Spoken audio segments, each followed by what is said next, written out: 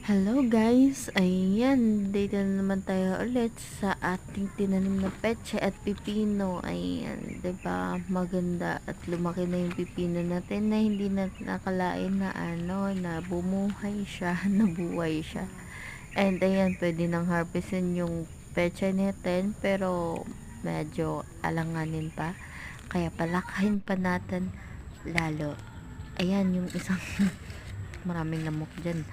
Ayan, so yung mga pechay natin na kung saan nilipat po natin papuntang ah, Yun sa po, kabilang mga baryo. pechay na Kasi sa sobrang dami po Evelyn. nila, so hindi lumalaki yung iba.